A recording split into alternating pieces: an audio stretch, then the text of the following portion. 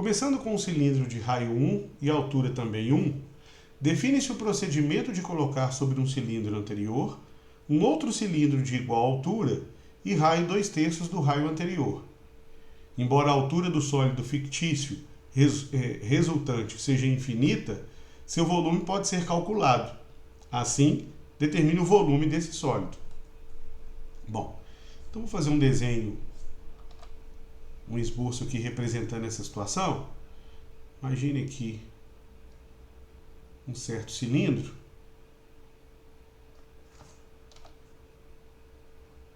Altura 1 e raio da base também igual a 1. E aí, sobre esse cilindro, eu vou desenhar um outro cilindro de altura também igual a 1. Então, a mesma altura. E o raio, 2/3 do raio anterior. Então, vai ser um cilindro um pouco mais fino.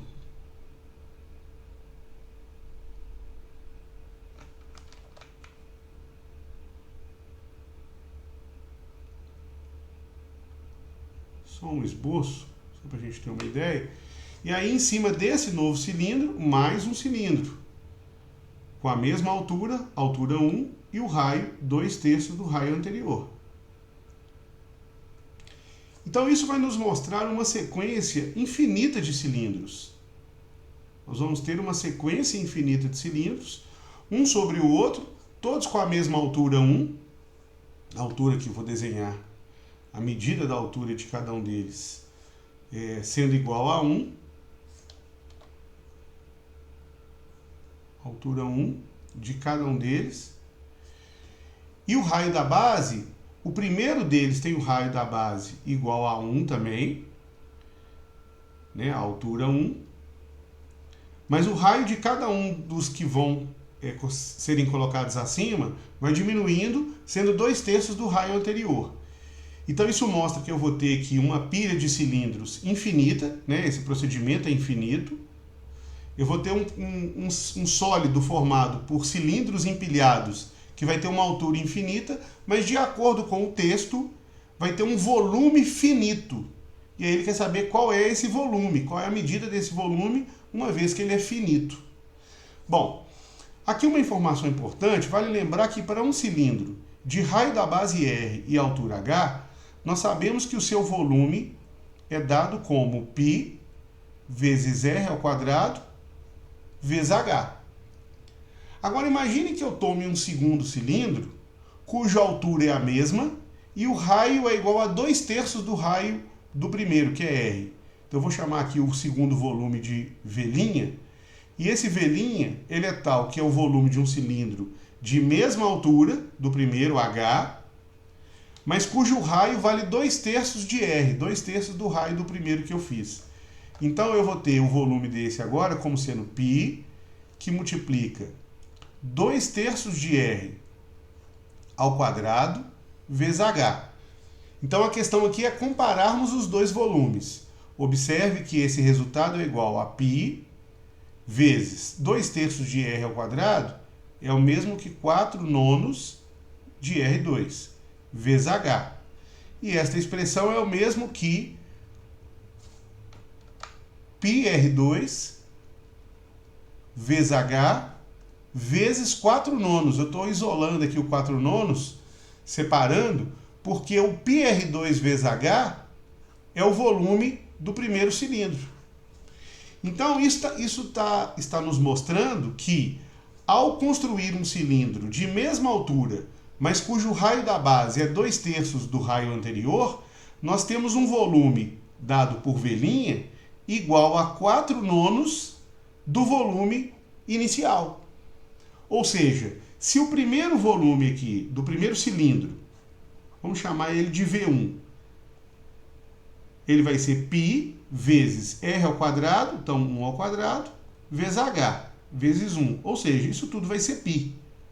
Já podemos determinar que o volume do segundo cilindro, V2, é igual a π vezes 4/9, porque vai ser o volume do primeiro multiplicado por 4/9. O volume do terceiro vai ser igual ao volume do segundo, que é 4/9 de π, vezes 4/9, porque vai ser 4/9 do antecessor. Ou seja, eu posso escrever como 4 nonos ao cubo, ao quadrado, vezes π. Já o próximo, se eu tivesse feito o desenho, mas cujo cálculo eu posso fazer V4, vai ficar o antecessor, que é 4 nonos ao quadrado vezes π, vezes 4 nonos, ou seja, 4 nonos ao cubo vezes π. Então quer dizer que a pilha infinita de cilindros, vai ter um volume total, vou escrever aqui, um volume total dado por, vou colocar aqui embaixo, começando com π, que é o primeiro o cilindro de baixo, mais 4 nonos de π, mais 4 nonos ao quadrado, vezes π, mais 4 nonos ao cubo, vezes π, e assim por diante. Sendo que cada parcela vai ser igual à parcela que antecede, a antecessora, multiplicada por 4 nonos.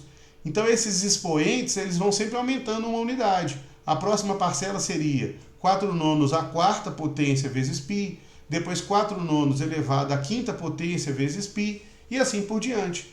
Então essa soma de infinitas parcelas, ela vai ter um valor limite, porque cada uma das parcelas, π, 4 nonos de π, 4 nonos ao quadrado de π, 4 nonos ao cubo vezes π, elas representam os termos de uma progressão geométrica cuja razão é igual a 4 nonos. De uma parcela para outra, eu estou sempre multiplicando por 4 nonos.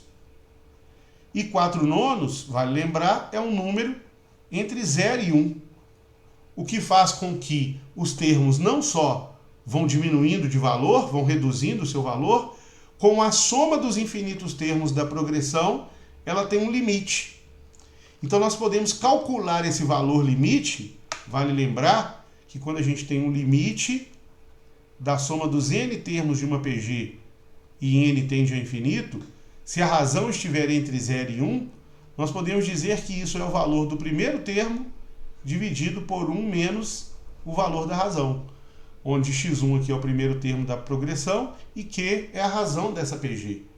Então, no nosso caso, esse resultado ele vai ser dado como sendo o primeiro termo, que é π, dividido por 1 menos a razão. E a razão é exatamente o que a gente multiplica de uma parcela para outra, que é o valor de 4 nonos, a fração 4 nonos.